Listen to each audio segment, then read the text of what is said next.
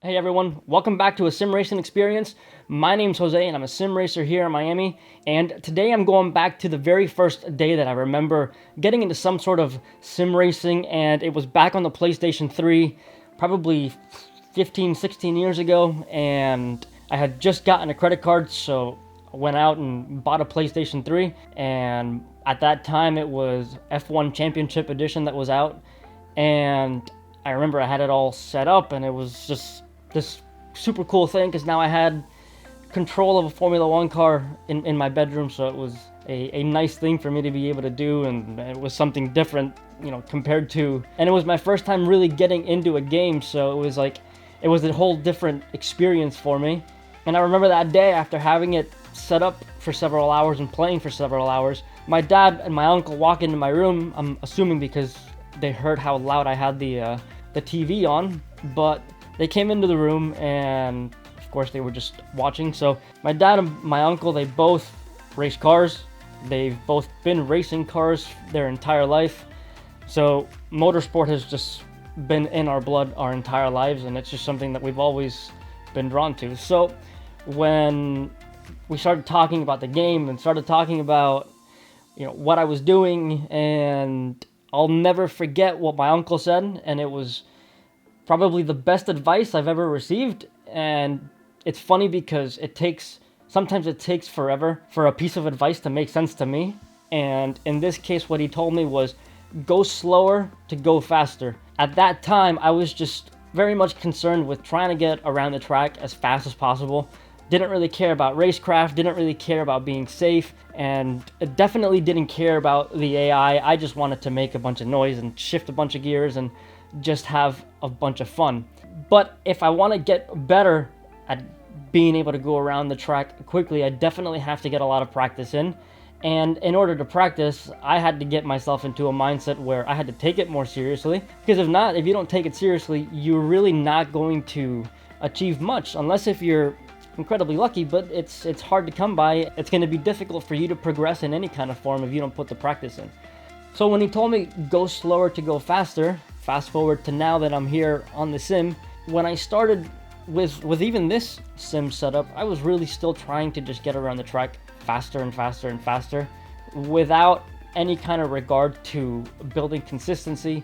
And I started thinking about what he said, and that's when I started slowing myself down and not so much focusing on setting a fast lap time, but making sure that I'm setting a consistent lap time, that I'm setting lap times that are either within the same second, or that the times start dropping and I actually start finding more and more time around the track, which will of course then mean that I'm getting around the track faster, which is my ultimate goal.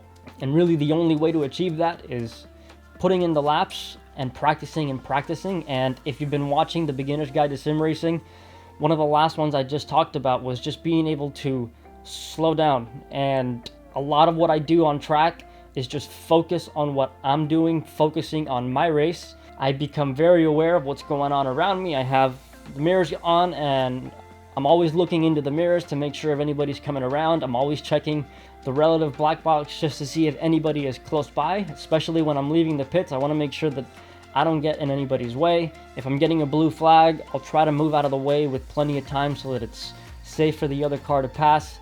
And it just becomes natural. It becomes part of what you're doing, and it then becomes very easy to understand my goal, what I'm trying to achieve. And really slowing down has really been the best tool that I've had in order to go faster. So now that I'm on the simulator, I keep thinking about that. And even when I had the idea to do the video, I was at Zandvoort driving the 488 around just for the Ferrari challenge, and I had just thought about it, and I think it was during the formation lap. And in my video yesterday, I even talked about how slow the formation lap, and just how I think that the formation lap for me is such a moment where I'm just 100% focused. And I don't know if it's because that's the only thing I have to focus on at that moment, and we're all so tightly packed and everybody's moving at a very, very slow pace, and the noise and the bass in my ears and the butt kicker just, the entire seat vibrates. So I'm able to have a whole lot of immersion just throughout that entire formation lap.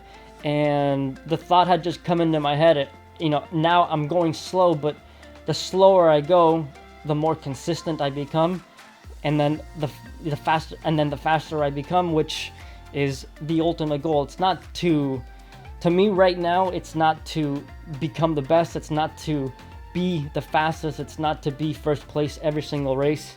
I'm still so new at this that I'm just trying to build that consistency that all the other very fast drivers have, so that I can continue to build what I'm doing and continue to build my craft and eventually get up to those higher levels and hopefully get to that pro license. Because this entire channel, while I do want to discuss mental health and I do want to discuss the whole sim racing aspect of it, I really do want to share my journey going from rookie to pro. I think that the sim and iRacing have really given me the opportunity to live out a dream that I always wanted, and that was to become a racing driver.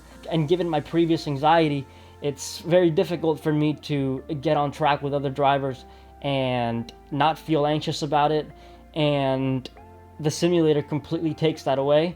And it's something that I've really become to love, and it's something that has become a very big part of my life. And it's also taught me to slow down in my day-to-day life, just because there's really no point, at least to me, to take things and make such a huge deal over everything that I used to do so much. And the smallest thing would quickly become the world's biggest thing, and slowing down has really brought that under control. So that's going to be it for today. I will see you in the next one. See you later.